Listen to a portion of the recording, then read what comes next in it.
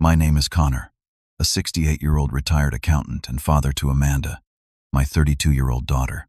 I still remember her tiny hands clutching mine as we crossed the street to her elementary school, her innocent laughter filling our home during family game nights. Everything changed after Eleanor, my wife, passed away. The little girl who once called me her hero now sees me as nothing but a walking ATM. When I refused to hand over my credit card last month, my own daughter threw scalding coffee at me. Let me know where you are watching from. Hit that like and subscribe button to find out how a simple refusal led to an unexpected visitor in my empty house. I spent 40 years of my life as an accountant for a mid-sized manufacturing company in Portland. Not the most exciting career, perhaps, but it provided stability and comfort for my family. Eleanor and I were married for 35 wonderful years before cancer took her from us 5 years ago. We had our struggles like any couple, but we built a good life together in our modest 3-bedroom house in the suburbs. The mortgage was paid off 15 years ago, giving us financial security as we approached retirement. Amanda was our only child, born when Eleanor was 38 and I was 36. The doctors had told us we might never have children, which made her arrival even more precious. From the beginning, she was the light of our lives, a bright, curious child with Eleanor's emerald eyes and my stubborn determination. Eleanor stayed home with her until she started school, then returned to teaching part-time at the local elementary school. We tried to raise Amanda with strong values about hard work and financial responsibility. I set up a college fund for her when she was born, adding to it every month, teaching her about saving and compound interest as she got older. She seemed to understand the lessons, working part-time jobs in high school and earning a partial scholarship to State University where she studied communications. After college, Amanda got a decent job at a marketing firm downtown. She would come over for Sunday dinners, telling us about her work projects and friends. Eleanor and I were proud of the independent young woman she was becoming. Life felt complete, balanced, like all our hard work had paid off. Then Eleanor started feeling tired all the time. What we thought was just age turned out to be stage 4 pancreatic cancer. The doctors gave her 6 months. She lasted 4. Those final months were a blur of hospital visits, medication schedules, and grief so profound it felt physical. Amanda took her mother's death hard. They had always been close, sharing a bond I sometimes envied. In the weeks after the funeral, she would come over, and we would sit together, looking through old photo albums, sharing memories of Eleanor. Sometimes we would cry together. Sometimes we would laugh at remembered jokes or funny stories. I thought we were helping each other heal. But 3 months after we lost Eleanor, I noticed changes in Amanda. She became distant, canceling our weekly dinners, rarely returning my calls. When we did speak, the conversations were brief and superficial. Then came the first request for money, a significant loan to cover what she called unexpected tax bills. I gave it to her without question, assuming she was still struggling with grief and perhaps neglecting her financial responsibilities. Around the same time, Amanda introduced me to Jason. Tall, handsome, and charming. He worked as a sales representative for a luxury car dealership or so, he said. Something about him made me uneasy. Perhaps it was the way his smile never quite reached his eyes, or how he would check his phone constantly during our conversations. Eleanor would have seen through him immediately. She always had better instincts about people than I did. They married quickly, just 18 months after Eleanor passed. A small ceremony at a downtown hotel, nothing like the traditional wedding Amanda had once talked about having. I tried to be supportive, giving them a generous check as a wedding gift, telling myself that perhaps Jason was helping Amanda move forward with her life. After the wedding, the financial requests became more frequent. At first, they were framed as temporary hardships Jason was between commissions. The apartment had unexpected maintenance issues. Amanda's car needed repairs. I helped when I could, dipping into my retirement savings more than was prudent. I lived alone in our family home, rattling around in rooms filled with memories. I kept myself busy with volunteer work at the local community center, teaching basic financial literacy to young adults. I made new friends, mostly other retirees who had also lost spouses. We formed a tight-knit support system, meeting for coffee or community projects. They noticed the strain Amanda was putting on me before I fully admitted it to myself. My friend Larry, a retired police officer, was the first to say it directly. We were volunteering at a food bank when he asked about Amanda. When I mentioned lending her money for the third time that month, he put down the box he was carrying and looked me straight in the eyes. "That girl is taking advantage of you, Connor," he said. "You need to set some boundaries." I defended her, of course. She was just going through a rough patch. Things would get better once Jason secured a better position. She was still grieving her mother. Larry just shook his head. We all grieved losses. None of us used it as an excuse to drain our parents dry. I dismissed his concerns, but his words stayed with me, especially as Amanda's requests grew more demanding and her gratitude less evident. Jason was now completely unemployed, having been let go from the dealership for reasons Amanda would not specify. They had moved to a more expensive apartment, bought new furniture, took weekend trips they clearly could not afford. When I gently asked about their financial planning, Amanda accused me of being controlling and judgmental. The Amanda I was now dealing with bore little resemblance to the daughter Eleanor and I had raised. This new Amanda had a hardness to her, a sense of entitlement that worried me. She would compliment the things in my home in a way that felt less like admiration and more like assessment. What would this be worth? Who would get this when I was gone? I began to lock away Eleanor's jewelry and important documents when Amanda visited. I was 68 years old, still in relatively good health, but increasingly aware of my vulnerability both emotionally and financially. My retirement savings, while adequate for my needs, would not survive another few years of Amanda's escalating demands. The thought of becoming a burden to others in my final years terrified me more than being alone, so I made a difficult decision. The next time Amanda asked for money, I would say no, not out of malice or to punish her, but because sometimes true parental love means refusing to enable harmful patterns. Eleanor would have agreed.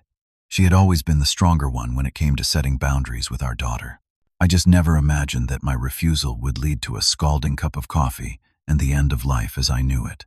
The first significant financial help I provided Amanda and Jason was for the security deposit and first month's rent on their new apartment after they got married. It was a luxury building downtown, with amenities like a rooftop pool and fitness center, far more expensive than what a young couple starting out should reasonably afford. But Amanda insisted it was the perfect location for networking and advancing her career. $15,000 disappeared from my savings account with a swipe of my pen. When I visited them a few months later, bringing a houseplant as a gift, I was surprised to see brand new furniture throughout their apartment, sleek modern pieces that must have cost thousands. When I casually asked about it, Amanda mentioned something vague about a store credit card with 0% interest for 12 months. I recognized the warning signs from my years advising clients on financial matters, but bit my tongue. She was an adult, after all. 6 months into their marriage, Amanda called me in tears. Their car had broken down beyond repair, and they needed reliable transportation for work.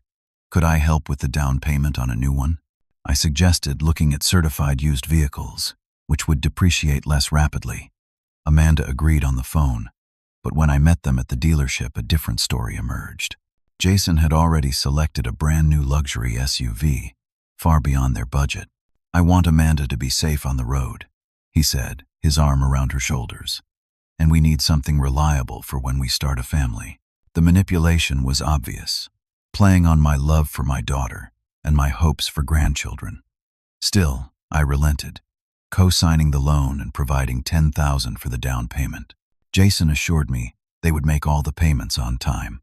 3 months later, I discovered they had missed 2 payments already, and the dealership was calling me as the co-signer. I paid the overdue amount to protect my credit rating and confronted Amanda. "The economy is tough right now, Dad," she said. "Jason's commission structure changed. We'll catch up soon." But they never did. Eventually, I took over the payments entirely, adding $540 to my monthly expenses. The car, I noticed, was always parked at their apartment when I visited, even though Amanda had cited transportation to work as the primary need. The credit card debt came next. About a year after the wedding, Amanda invited me to lunch at an expensive restaurant. Unusual, since she typically asked me to come to her apartment or meet at a casual cafe. She was dressed elegantly, her hair freshly styled. She waited until our meals arrived before bringing up the real purpose of our meeting. "Dad, I hate to ask this," she began, her voice dropping to a whisper, "but we're in a bit of financial trouble." The story spilled out between bites of her $30 salad. They had accumulated nearly $20,000 in credit card debt across 4 cards. The minimum payments were becoming unmanageable. They were at risk of damaging their credit scores, which would affect their ability to buy a house someday. That last point was clearly targeted to appeal to my desire to see them established and secure. "What about your savings?" I asked. "The money from your mother's life insurance." It had been a substantial sum, over $100,000. Eleanor and I had intended it to give Amanda a solid financial foundation. Amanda looked down at her plate. "Investments," she mumbled. "They didn't work out." Later, I would discover from a mutual friend that there had been lavish vacations to tropical resorts, designer clothing, and expensive electronics, not investments at all. But sitting across from my daughter that day, seeing her apparent distress, I agreed to pay off the credit cards on one condition. She and Jason would meet with a financial advisor friend of mine who offered counseling to young couples. Amanda readily agreed. I paid off the credit cards the next day. The financial counseling appointment was canceled twice and eventually forgotten. 6 months later, the cycle repeated with another $18,000 in new debt. Again, I paid it off. Again, promises were made and broken. The house repairs came next. Amanda called early one Sunday morning, her voice panicked. Their apartment had suffered water damage from a burst pipe in the unit above. The management company was being difficult about repairs. They needed to stay in a hotel temporarily. And could I help? I drove over immediately, expecting to find a disaster zone. Instead, I found minor water stains on one bathroom ceiling. Nothing that rendered the apartment uninhabitable. Jason was packing luggage for what appeared to be a lengthy stay at the 5-star hotel downtown. When I questioned the necessity, Amanda grew defensive. "You don't understand how stressful this is, Dad.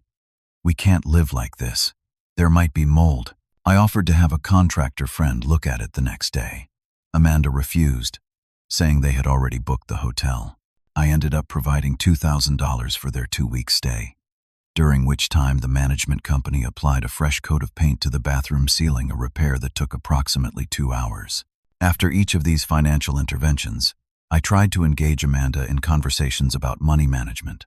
I offered to help them create a budget, suggested apps for tracking expenses, even proposed paying directly for sessions with a financial advisor. Amanda would initially appear receptive, then grow irritated. "We're not children, Dad," she would say. "We don't need you monitoring our spending." But the pattern was clear. The requests were becoming more frequent and the amounts larger. What had started as occasional help was becoming regular support.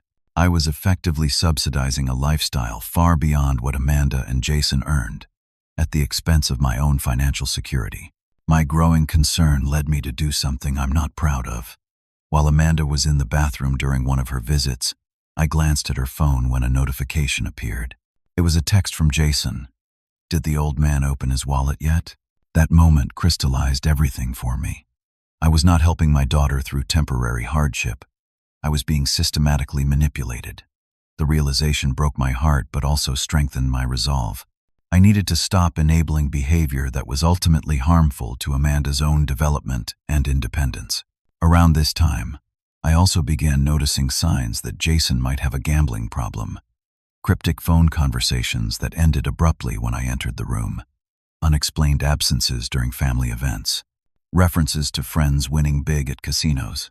When I carefully raised the subject with Amanda, suggesting that gambling addiction was a serious but treatable condition, she exploded in anger. "Jason doesn't have a problem," she shouted. "Stop trying to find fault with him just because you're lonely and bitter." Her words stung, but they also confirmed my suspicions. Her defensive reaction was disproportionate to my gentle inquiry. Something was definitely wrong. I consulted with my friend Larry again, who had seen similar patterns in his police work with families affected by addiction. He advised me to protect myself financially while remaining emotionally available to Amanda when she was ready to address the real issues. Next time she asks for money, you need to say no, Connor, he told me. It will be hard. She'll be angry. She might even say hurtful things. But sometimes, love means refusing to participate in someone's self-destruction. I knew he was right. I just didn't know how high the cost of that refusal would be. The morning that changed everything began like any other. I was in my kitchen, organizing my medications for the week, when the doorbell rang. Opening the door, I found Amanda standing there with a tentative smile. She was dressed casually in jeans and a light sweater, her hair pulled back in a simple ponytail reminiscent of how she wore it in high school. She looked younger, more vulnerable somehow. "Dad," she said, leaning in to kiss my cheek. "I was in the neighborhood and thought I'd stop by. Is that okay?" "Of course," I replied, genuinely pleased by the surprise visit. "Come in." I was just about to make some coffee. She followed me into the kitchen, commenting on how well I kept the house, how everything still looked the same. There was a nostalgic quality to her observations that tugged at my heart. This was the Amanda I remembered, the daughter who had been missing from my life since Eleanor died. "How about some breakfast?" I offered. "I can make those blueberry pancakes you used to love." Her face lit up. "You still make those?" "Some skills you never forget," I laughed, already reaching for the flour and buttermilk. As I prepared the batter, Amanda perched on a kitchen stool, watching me work. She asked about my volunteer activities, seeming genuinely interested as I described the financial literacy classes I was teaching at the community center. "That's really cool, Dad," she said. "Mom would be proud of you."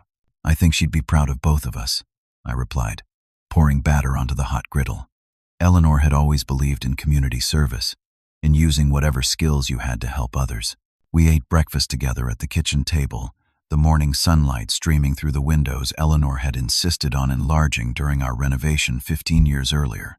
Amanda told stories about her marketing job, describing a challenging client and how she had managed to win them over. I noticed she made no mention of Jason or their financial situation, which suited me fine. It felt good to simply connect as father and daughter again. After we finished eating, I brewed a pot of coffee, the special dark roast Eleanor had always preferred. Amanda helped clear the dishes, and for a moment, it felt like old times, the comfortable domestic rhythm we had shared before everything changed. We moved to the living room with our coffee mugs. Amanda took hers with cream and 3 sugars, just as she always had since I first allowed her to drink coffee as a teenager. I settled into my recliner while she curled up on the sofa, tucking her feet beneath her. "Do you remember when Mom and I redecorated this room?" she asked, glancing around at the blue and cream color scheme. "I thought the wallpaper was so fancy." "You helped pick it out," I reminded her. "You were about 12. Your mother valued your opinion on all things aesthetic. Said you had a better eye than either of us." Amanda smiled, tracing the rim of her coffee mug with one finger. We were quiet for a moment, the silence comfortable rather than strained. Then she set her mug down on the coffee table, straightening her posture slightly. "Dad," she began, her tone shifting subtly. "I've been thinking a lot lately about family and what's really important." I nodded encouragingly, though something in her changed demeanor put me slightly on alert. "Jason and I have been going through some challenges," she continued. "The economy is tough right now, especially in his industry." And there it was, the real reason for the visit, the nostalgic reminiscing, the unusual interest in my life. I felt a familiar sinking feeling but kept my expression neutral. "What kind of challenges?" I asked, though I already knew where this was heading. Amanda sighed, running a hand through her hair. "Just some temporary cash flow issues. Our rent went up again, and there were some unexpected medical bills." She paused, gauging my reaction. When I remained silent, she pressed on. "I hate to even ask this, but we're in a really tight spot this month. Is there any way we could maybe use your credit card? Just for a few essentials until Jason's next commission comes through. We'd pay you back right away." The request hung in the air between us. In the past, I would have immediately reached for my wallet, eager to alleviate her distress. to be the father who could fix everything. But Larry's advice echoed in my mind, along with the accumulation of broken promises and manipulations over the years. I took a slow sip of my coffee, gathering my thoughts. When I spoke, I kept my voice gentle but firm. Amanda, I've helped you and Jason financially many times over the past few years. The car payments, the credit card debts, the hotel stay. Each time, there were promises to repay that weren't kept. Her expression hardened slightly, but I continued. I'm concerned that continuing to provide money without addressing the underlying issues isn't really helping you. It's creating dependency rather than supporting your independence. That's not fair, she protested, her voice rising slightly. We've had some bad luck, that's all. Everyone needs help sometimes. I agree, I said. But there's a difference between occasional help during genuine hardships and ongoing support of financial choices that may not be sustainable. Amanda's face flushed. So you're saying no? Just like that? I'm saying that I'd like to help you in ways that address the real issues, I clarified. I'd be happy to pay for financial counseling, or to sit down with both of you and look at your budget. We don't need financial counseling, she snapped, abandoning all pretense of the warm daughter who had arrived on my doorstep. We need help with our bills right now. The transformation was startling. The gentle, reminiscent Amanda had vanished, replaced by this angry, demanding woman. I remained calm, even as my heart ached at the change. I understand you're in a difficult position, but I don't think giving you my credit card is the right solution, I explained. Amanda stood abruptly, her coffee sloshing in her mug. You have plenty of money, Dad. You're just being selfish. I'm trying to make responsible decisions for both our futures, I said, still seated, still keeping my voice level. My retirement savings need to last potentially 20 more years. Oh, so it's about your money now? She said bitterly. Mom would have helped us. The invocation of Eleanor felt like a low blow. My late wife had indeed been generous, but she had also been firm about teaching Amanda financial responsibility. Your mother would have wanted you to be self-sufficient, I said quietly. She worked hard to teach you those values. Amanda let out a harsh laugh. Don't pretend to know what she would have wanted. She loved me. She would have helped me. The doorbell rang, interrupting our increasingly tense exchange. Amanda glanced toward the entryway, a flash of something knowing crossing her face. My stomach tightened with sudden understanding. That's Jason, she said. I told him to come by after he finished his errand. The calculated nature of this ambush became clear. Amanda hadn't spontaneously stopped by. This was a coordinated effort to pressure me from multiple angles. I rose from my chair with a sigh and went to answer the door. Jason stood on my porch, dressed in designer jeans and an expensive-looking leather jacket that still had its tags partially visible tucked inside the collar. He greeted me with his usual charismatic smile that never quite reached his eyes. Connor, good to see you, he said, stepping past me into the house without waiting for an invitation. How's it going? Amanda and I were just talking, I replied, closing the door and following him into the living room. Amanda immediately went to Jason's side. Her body language completely changed. She seemed smaller somehow, deferential in his presence. Dad says he won't help us, she told him, her voice taking on a childlike quality that disturbed me. Jason's smile faltered for just a moment before resuming its place. He placed an arm around Amanda's shoulders, squeezing slightly. I'm sure there's just a misunderstanding, he said smoothly. Connor, Amanda mentioned you might be able to let us use your credit card temporarily. We're in a bit of a bind this month.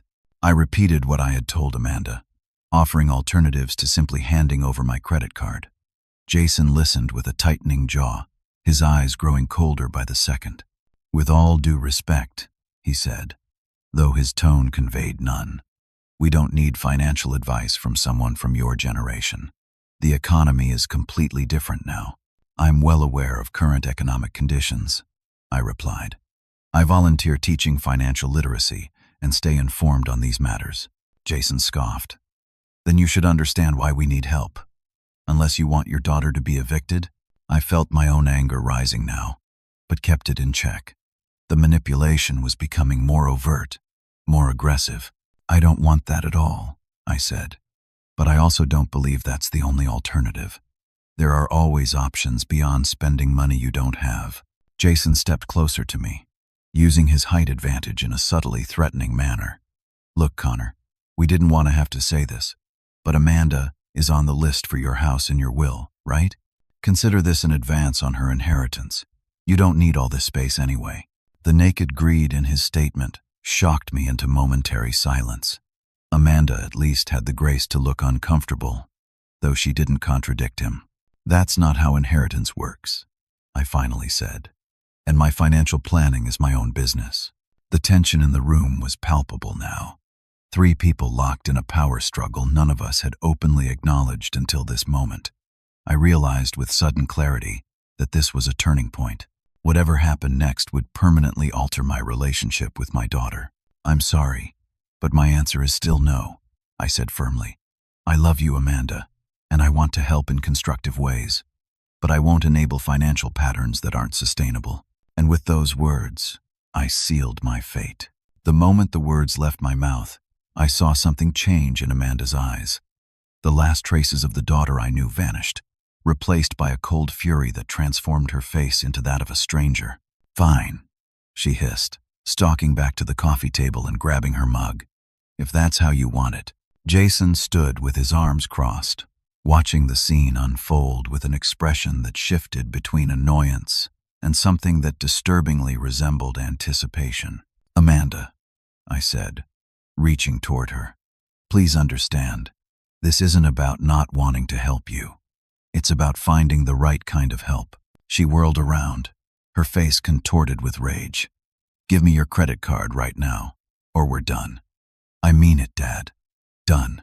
The ultimatum hung in the air between us. Part of me wanted to give in, to preserve whatever fragile connection we still had. But a stronger part knew that surrendering now would only postpone the inevitable, while depleting my ability to truly help her when she was ready for real change. I can't do that, Amanda, I said softly. I love you too much to keep enabling behaviors that are hurting you in the long run.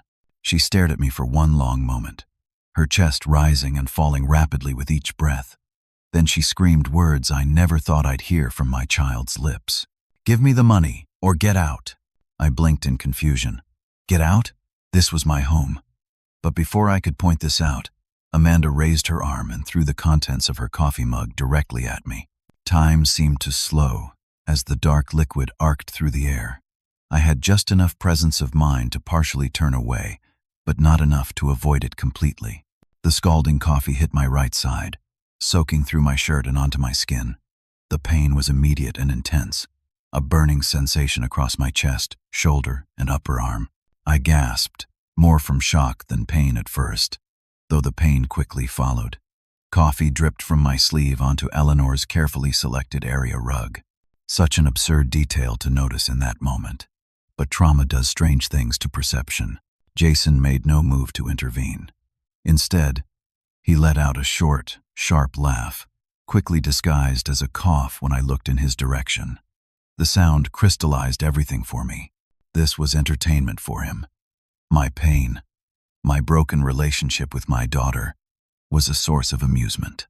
Amanda stood frozen, the empty mug still clutched in her hand. For just a second, I thought I saw horror flicker across her face, a momentary recognition of what she had done. But then her features hardened again. Now look what you made me do, she said, her voice cold. The classic language of abusers throughout time. I had heard the same phrases when counseling victims of domestic violence during my volunteer work. I never imagined my own daughter would use such tactics against me. I need to clean up, I said quietly, moving toward the kitchen. My shirt was plastered to my skin, which was already turning an angry red where the coffee had hit. Amanda blocked my path. We're not finished here. Yes, I think we are, I replied, carefully stepping around her. In the kitchen, I ran cold water over a clean dish towel and pressed it against the worst of the burn on my forearm. The relief was minimal but helped me focus. I could hear Amanda and Jason talking in hushed, urgent tones in the living room. Through the haze of pain and emotional shock, a single thought crystallized in my mind. I needed to leave. Not permanently, not yet, but I needed distance from this situation before it escalated further. I needed time to think, to process what had just happened, to decide on my next steps. I walked back to the living room, the wet towel still pressed to my arm. "I think it would be best if I went out for a while," I announced calmly. "Perhaps we can talk again when everyone is feeling more rational." Amanda's laugh was bitter. "Running away? That's your solution?" "I'm not running away," I replied. "I'm removing myself from a volatile situation before someone says or does something they'll truly regret." Jason stepped forward, his expression suddenly conciliatory. "Connor, look, things got heated. Why don't you just let us borrow the card for a week? Then all this unpleasantness can be forgotten." The transparent attempt to capitalize on the incident turned my stomach. I went to the coat closet and pulled out my jacket, wincing as the movement stretched my burned skin. "Please lock the door when you leave," I said, picking up my keys and wallet from the entry table. "I'll be in touch." As I opened the front door, Amanda called after me, her voice a mixture of anger and something else, panic perhaps. "If you walk out now, don't expect me to be here when you get back." It was meant as a threat, but in my current state, it sounded more like a promise of relief. I closed the door behind me without responding, got into my car, and drove away from the home where I had raised my family, where I had loved and been loved, where I had thought I would spend my remaining years in peace. I drove without any clear destination, eventually pulling into the parking lot of a small motel on the outskirts of town. My arm throbbed beneath my jacket, and when I finally removed the fabric in the privacy of a rented room, I could see an angry red patch about the size of my hand across my forearm. Smaller splotches marked my chest and shoulder where the coffee had soaked through multiple layers. Sitting on the edge of the motel bed, I finally allowed the tears to come, not just for the physical pain, though that was significant, but for the loss of the relationship I had valued above all others. My daughter, my only child, had deliberately hurt me, then blamed me for her actions. The Amanda I had raised would never have done such a thing. The daughter who had made me handmade Father's Day cards, who had called me from college just to tell me about her day, who had held my hand at Eleanor's funeral was gone, replaced by someone I no longer recognized. I spent 3 days in that motel room, venturing out only to purchase basic necessities and a few new shirts. I applied burn cream to my arm, watching as blisters formed and then began to heal. I ignored the calls and texts from Amanda, which rapidly transformed from angry accusations to tearful apologies to renewed demands, following a cycle I had seen many times before. On the 4th day, I called Larry. His reaction to my story was a mixture of outrage and sad resignation. "I wish I could say I'm surprised, Connor," he said. "But this is where things have been heading for a while." "What should I do?" I asked him. "I don't recognize my own daughter anymore." Larry was quiet for a moment before responding. "I think you need to talk to Frank Thompson." Frank was a lawyer who specialized in elder law, someone Larry had recommended to several friends who were dealing with complex family situations in their retirement years. "This isn't just about one incident, Connor," Larry continued. "This is about protecting yourself going forward. What Amanda and Jason did was assault, legally speaking, and their interest in your house, your will, those are red flags I've seen too many times in my career." I made an appointment with Frank for the following day, ignoring another flurry of texts from Amanda. The most recent ones had taken on a threatening tone. "If you don't come home soon, we'll report you missing. We'll tell everyone you're having mental episodes. No one will believe you over us." The messages only confirmed that I was making the right decision in seeking legal advice. As I drove to Frank's office, I passed by my neighborhood, deliberately taking a different route to avoid driving past my own home. I wasn't ready to return yet, wasn't sure when I would be. The home that had been my sanctuary for decades now felt contaminated by the confrontation that had taken place there. My arm still hurt, the burn slowly healing but leaving a mark I suspected might be permanent, a physical reminder of the emotional wound that had been inflicted that day. As I touched the tender skin, I wondered if my relationship with Amanda could ever heal, or if some breaks were simply too profound to mend. Frank Thompson's office was located in a converted Victorian house downtown, its exterior maintaining historical charm, while the interior had been modernized for professional use. The receptionist, a kind-faced woman in her 50s, offered me coffee, then quickly apologized when she noticed me unconsciously rubbing my burned arm. "Water would be fine, thank you," I said, settling into a comfortable chair in the waiting area. Minutes later, Frank himself emerged to greet me. A tall man in his early 60s with salt and pepper hair and wire-rimmed glasses. He had the calm, measured demeanor that immediately put me at ease. We had met briefly at community functions but had never spoken at length. "Connor," he said, shaking my hand. "Larry mentioned you're dealing with a difficult situation. Come on back." In his office, surrounded by law books and family photos, I recounted the entire story from the beginning. The gradual escalation of financial requests, the manipulation, and finally, the coffee incident. Frank listened without interruption, taking occasional notes but mostly maintaining eye contact, his expression grave. "First, I want to say how sorry I am that you're experiencing this," he said when I finished. "Family situations like these are particularly painful, but you were right to come here.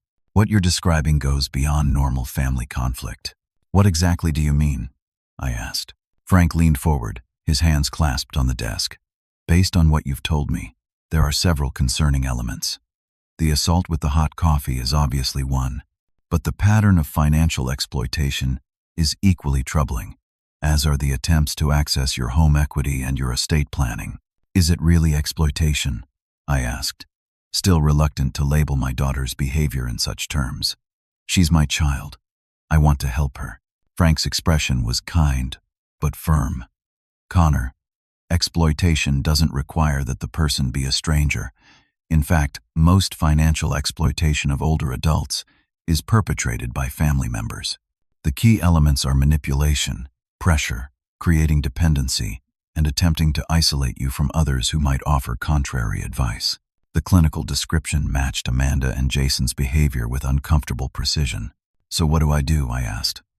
"I can't just cut off my only child." Frank nodded thoughtfully. "No one is suggesting you sever the relationship permanently, but you do need to protect yourself, both physically and financially. Based on what you've shared, I'm concerned about escalation." He outlined a comprehensive plan, beginning with immediate steps to secure my assets and create appropriate boundaries. "First, I recommend you consider selling your house," Frank said. "It's your largest asset, and it's clearly on their radar." I balked at first. Sell the home where Eleanor and I had built our life together? The place filled with memories of Amanda's childhood? "I understand this is difficult emotionally," Frank acknowledged. "But remaining in a property that Jason and Amanda have explicitly expressed interest in puts you in a vulnerable position. They have a key. They know when you're alone. And there's already been one incident of physical aggression." As he laid out his reasoning, the wisdom of his advice became clear. The house had become a target rather than a sanctuary.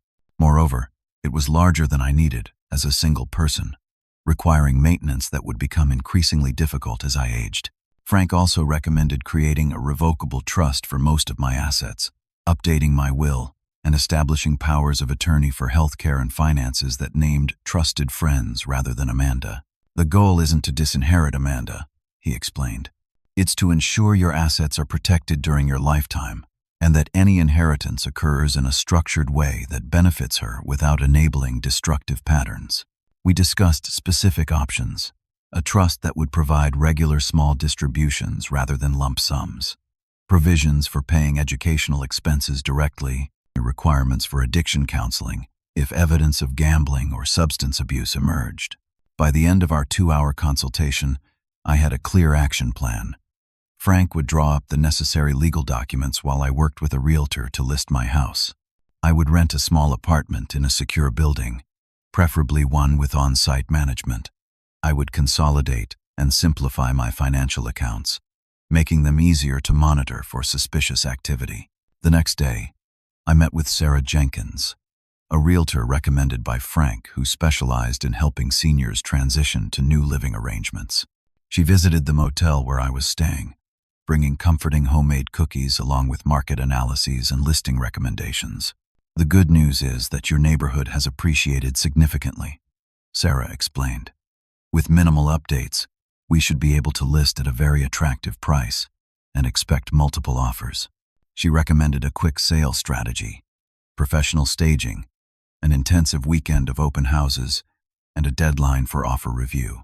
The approach would minimize the time the house was on the market and reduce the opportunity for Amanda and Jason to interfere with the process. "I won't lie to you, Connor," Sarah said gently. "This will be emotionally challenging, but I'll be with you every step of the way." True to her word, Sarah coordinated everything. A cleaning crew came to prepare the house. I returned briefly, accompanied by Larry, to collect essential personal items and irreplaceable mementos, photographs, Eleanor's jewelry, important documents. The rest could be dealt with after the sale. The house went on the market on a Thursday. By Monday, we had 7 offers, all above asking price. The winning bid came from Harold Walsh, a divorced business consultant in his 50s, who was downsizing from a larger property following his children's departure for college. He offered an all-cash deal with a quick closing and flexible occupancy terms. Frank expedited the paperwork for the sale while simultaneously establishing my revocable living trust. I found a comfortable 1-bedroom apartment in a modern building with security features and an on-site superintendent. The rental agreement was signed and deposit paid before the house closing date. Throughout this whirlwind of activity, Amanda continued her attempts to contact me. The messages swung wildly between tearful apologies, angry accusations, and outright threats. I responded only once, through a carefully worded email drafted with Frank's assistance. "Amanda, I am taking some time to process recent events and make necessary changes in my living arrangements. I love you and hope we can rebuild our relationship on healthier terms in the future. For now, I ask that you respect my need for space." Her reply was immediate and hostile. "You can't avoid me forever. That house is as much mine as yours. Mom would be ashamed of how you're treating me." I showed the message to Frank, who simply nodded grimly. "This confirms we're on the right track," he said. "Document everything, but don't engage further for now." The house closing occurred 23 days after the coffee incident. Harold Walsh became the legal owner of the home, where I had spent most of my adult life. The proceeds went directly into my trust, with Frank and Larry serving as co-trustees, providing an additional layer of protection against manipulation or undue influence. I moved into my new apartment the following day, arranging the few pieces of furniture I had kept in a space less than half the size of my former home. The downsizing was surprisingly liberating. Without the burden of maintaining a large property, and with my financial affairs newly organized, I felt a sense of control returning. Frank had advised me not to provide my new address to Amanda until the legal protections were firmly in place and some time had passed. For the interim, he allowed me to use his office as a mailing address for any essential correspondence. The physical distance helped me gain emotional clarity. With the support of Larry and a few other close friends, I began to recognize the extent of the manipulation I had endured. A counselor specializing in family estrangement helped me work through the complex grief of losing the daughter I thought I knew while she was still very much alive. Through it all, I maintained hope that Amanda would eventually recognize the destructive patterns in her relationship with Jason and in her approach to finances. I left the door open for reconciliation, but with clear boundaries established to protect my physical, emotional, and financial well-being. What I didn't expect was how quickly Amanda would discover the changes I had made, or how dramatic her reaction would be when she found a stranger in what she still considered her future home. Exactly 1 week after the closing, Amanda returned to what she still thought of as my house. I know this because Harold Walsh called me that evening, his voice a mixture of concern and bemusement as he recounted the encounter. According to Harold, he had been in the living room unpacking books when the front door suddenly opened. Amanda had used her key, walking in as if she still had every right to enter the property. Her shock at finding a stranger in what she considered my home, or possibly already her future inheritance, was apparently quite dramatic. "Mr. Adams?" Amanda had called out, using my surname. "Dad?" Harold described stepping into the entryway, dressed in the suit he had worn to work that day, holding a book in one hand. "Who are you? And how did you get a key to my house?" he had asked reasonably enough. "Your house?" Amanda had reportedly sputtered. "This is my father's house.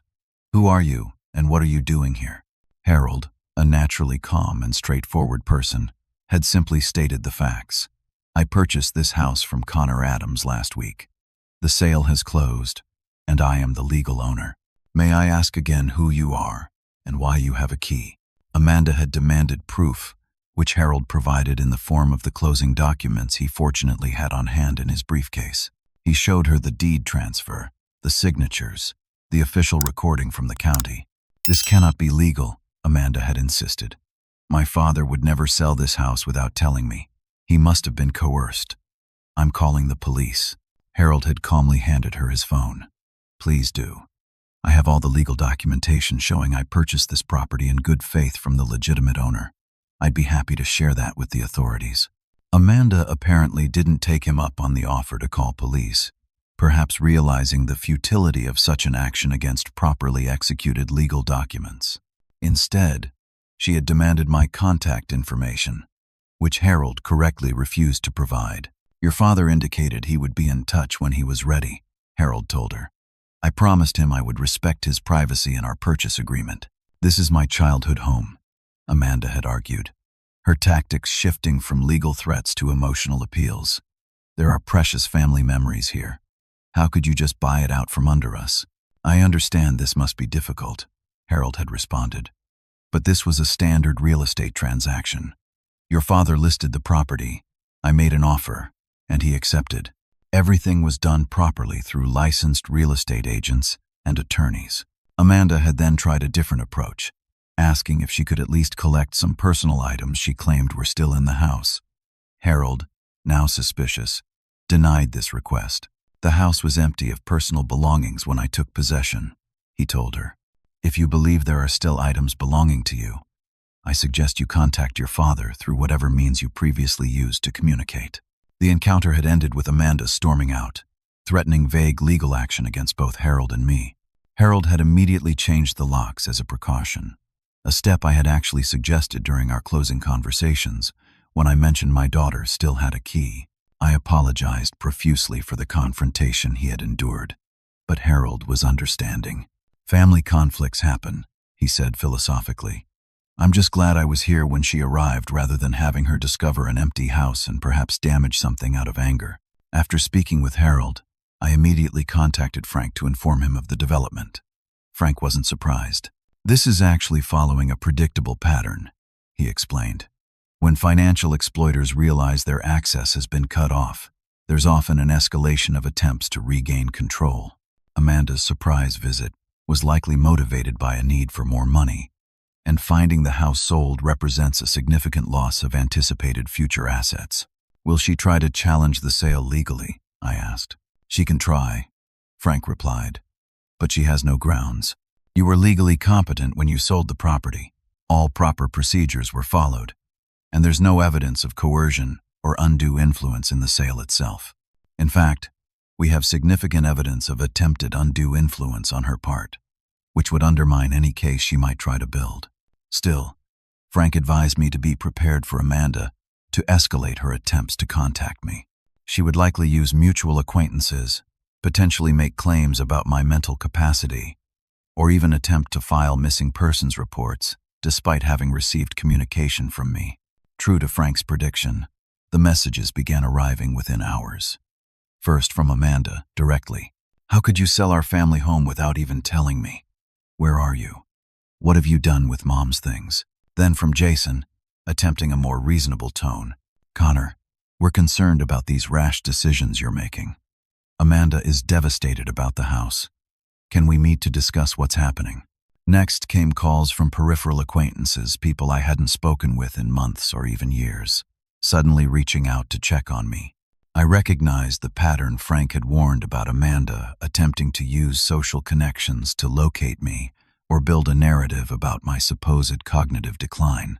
I maintained minimal communication, responding only to legitimate inquiries from true friends with simple reassurances that I was fine and making changes that served my best interests.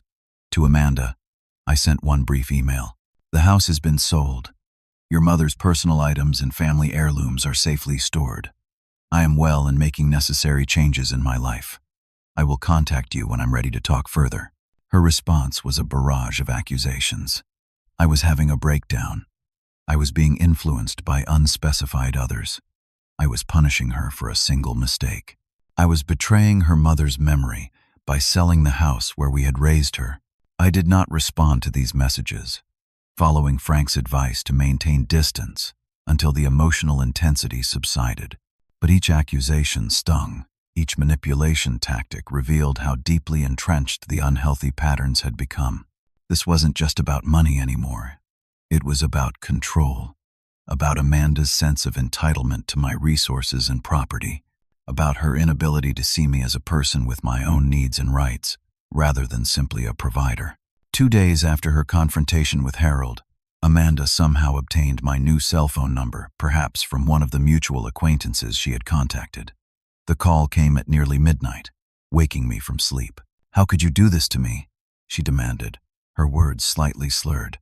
"You sold my inheritance right out from under me." "Amanda, it's midnight," I said, trying to remain calm. "I'm not having this conversation now." "When, then?" she pressed. "When will you stop hiding and face me? You owe me an explanation." The irony of her demand wasn't lost on me. After years of providing explanations for her financial behavior that were dismissed or ignored, after having my own attempts at reasonable conversation shut down with a cup of scalding coffee, she now felt entitled to explanations for my decisions. "I don't owe you an explanation for decisions about my own property," I said firmly. "But I do care about you, and I hope eventually we can rebuild our relationship on healthier terms." "By selling my childhood home? By hiding from me?" she countered, her voice rising. "That's how you show you care?" "I recognize you're upset right now," I replied. "When you're calmer, we can try to have a productive conversation." I hung up despite her continued protests, then turned off the phone entirely. The next morning, I purchased a new phone with a different number, giving the contact information only to Larry, Frank, and a few other trusted friends with explicit instructions not to share it with Amanda or Jason. 3 weeks passed. I settled into my new apartment, established new routines, and continued attending counseling sessions to process the complex emotions surrounding my daughter's behavior and our estrangement. The burn on my arm healed, leaving a faint scar, a permanent reminder of the moment everything changed. Then, on a Tuesday afternoon, the security intercom in my apartment buzzed. The building superintendent's voice came through the speaker. "Mr. Adams, there's a young woman here claiming to be your daughter. She's quite insistent about seeing you. Should I send her up?"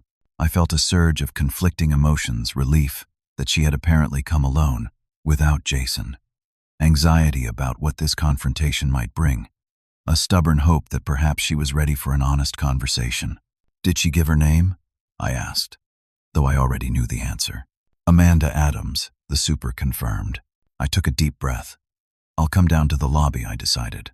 "Thank you for checking with me first." The time had come to face my daughter again. But this time, it would be on my terms, in a secure location, with boundaries firmly established. Whatever happened next would set the course for our future relationship or the lack thereof. As the elevator descended to the lobby, I steeled myself for what lay ahead. The doors opened, and there stood Amanda, her expression a complex mixture of anger, confusion, and something else, perhaps. The first glimmers of understanding that everything had permanently changed. The lobby of my new apartment building felt like neutral territory, neither her space nor quite mine yet. Amanda stood near the reception desk, her posture tense, fingers fidgeting with the strap of her purse. She looked thinner than when I had last seen her, with dark circles under her eyes suggesting sleepless nights. When she saw me emerge from the elevator, her expressions cycled rapidly through surprise, relief, and then a hardening resolve. "Dad," she said, taking a step toward me. I gestured toward a small seating area near the front windows, away from the reception desk where the building superintendent was pretending not to watch our reunion with obvious curiosity. "Let's sit down," I suggested, keeping my voice neutral. Amanda followed me to the seating area, perching on the edge of a chair while I took the one opposite her. For a moment, neither of us spoke. The silence stretched between us, heavy with unspoken accusations and explanations. "You look different," she finally said. It had been nearly 6 weeks since the coffee incident. I had lost some weight, cut my hair shorter, and perhaps most significantly, carried myself differently now that I had reclaimed control of my life. I feel different, I acknowledged. How did you find me? She looked down at her hands. I hired a private investigator. The admission surprised me, both in its honesty and its implications. How much had she spent on this effort to locate me? Money that presumably could have gone toward the bills she had claimed were so urgent. That must have been expensive, I observed. Amanda shrugged. It was worth it. You disappeared, sold our house, cut me off completely. I didn't disappear, I corrected gently. I informed you I was making changes and would contact you when I was ready. You chose not to respect that boundary. Her face flushed.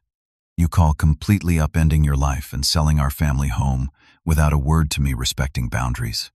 That house was my childhood home, my inheritance. The entitlement in her words still surprised me, even after everything that had happened.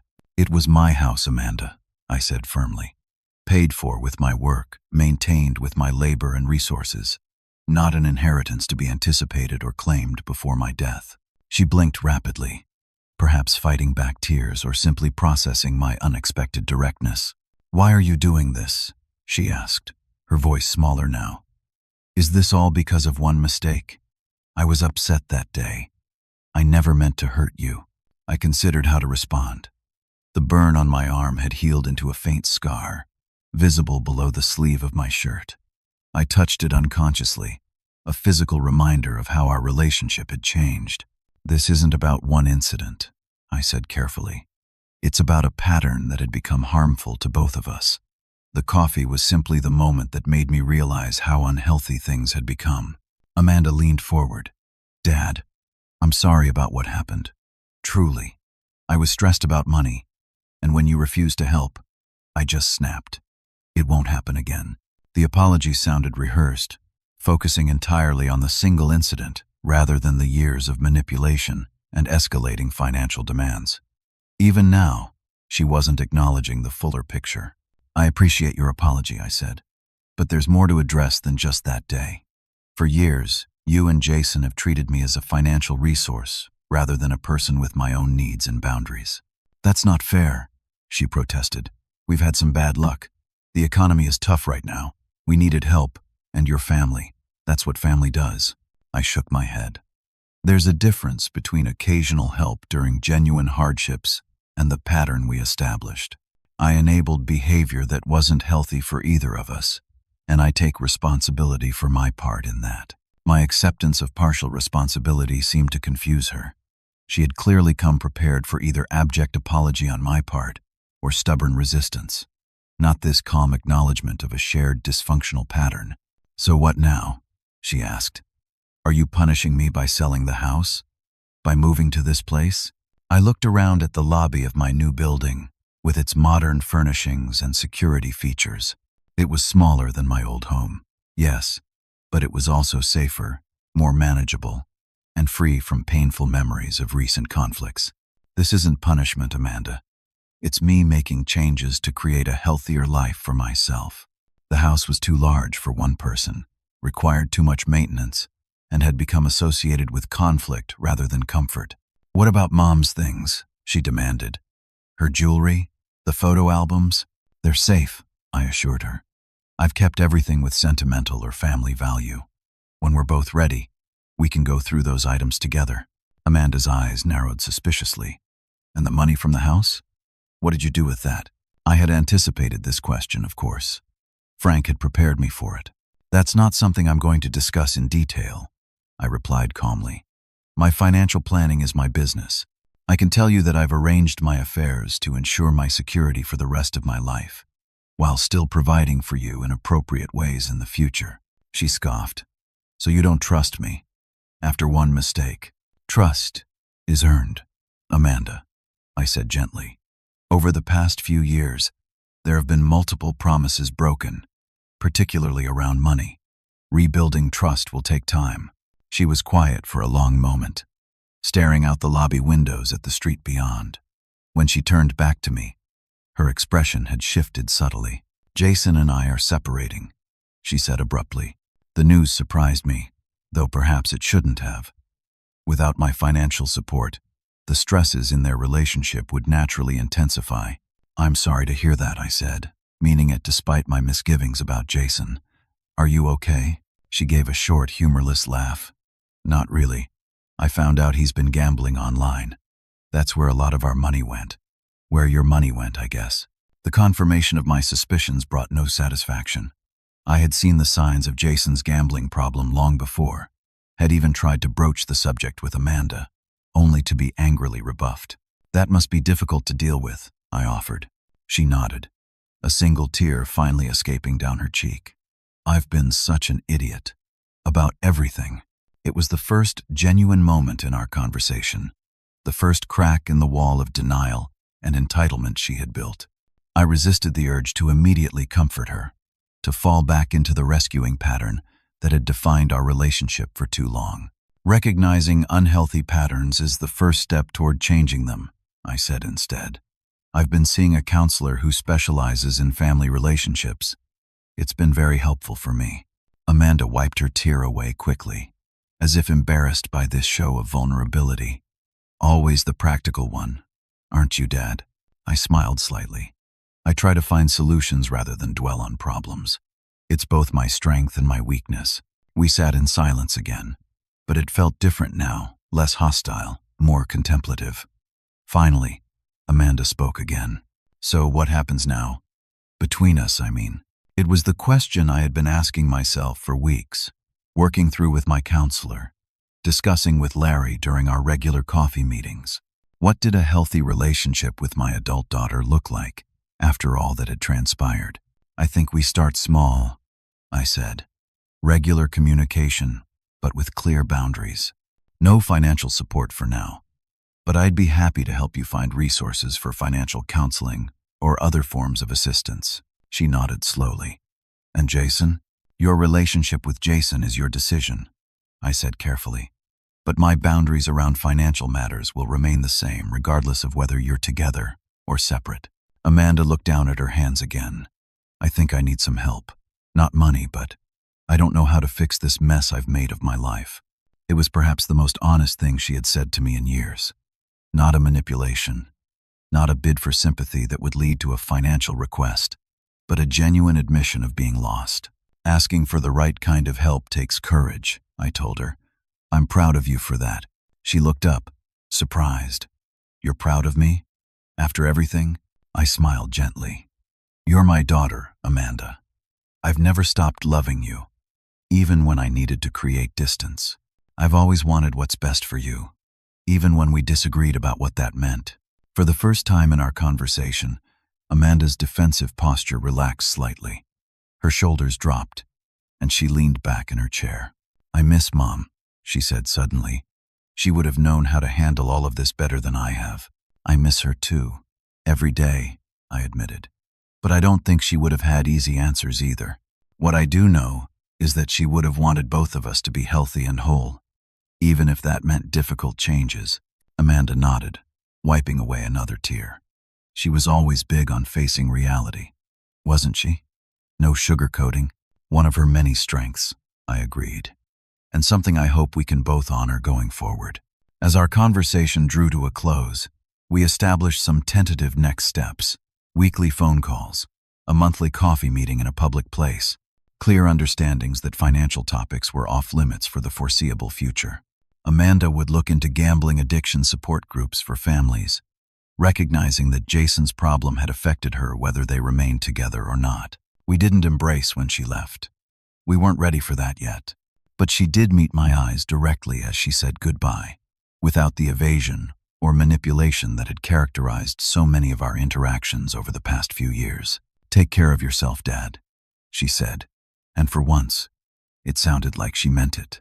"You too, Amanda," I replied, one day at a time.